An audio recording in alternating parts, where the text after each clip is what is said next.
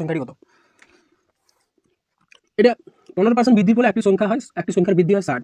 আমি সাপোজ কোনো একটা স্টোরি বলছি, এই স্টোরির মাধ্যমে আমি অঙ্কটা বুঝাচ্ছি। ধরো তোমাদের বাড়িতে বালি ছিল, আগের থেকে ঘরের সামনে বালি নামানো ছিল, আরও কিছু বালি ঢালা হলো, তাহলে একটা অনেক বালির একটা স্তূপ হয়ে গেল।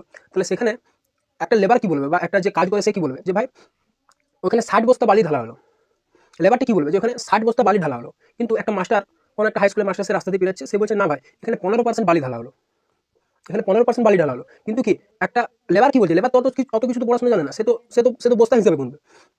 আর মাস্টার কি বলছে, মাস্টার তো পড়াশোনা জানে, সে তো পার্সেন্টেজ হিসাবে গুনছে। মাস্টার বলছে না 15% বালি ঢালা হলো, কিন্তু লেবার বলছে না আমার 60% বালি ঢালা হলো, 60% বালি ঢালা হলো। তাহলে লেবারের কাছে কি, লেবারের কাছে যে বালিটা ঢালা হচ্ছে, এখানে একটা বালি ছিল, এখানে আরো বালি হয়ে গেল, লেবারের কাছে যে বালিটা ঢালা হচ্ছে সেটা লেবার বলছে না আমার কাছে 60 বস্তা বালি ঢাললো। কিন্তু একটা মাস্টার কি বলছে না আমি 15 বস্তা বালি ঢাললাম, 15% বালি ঢাললাম।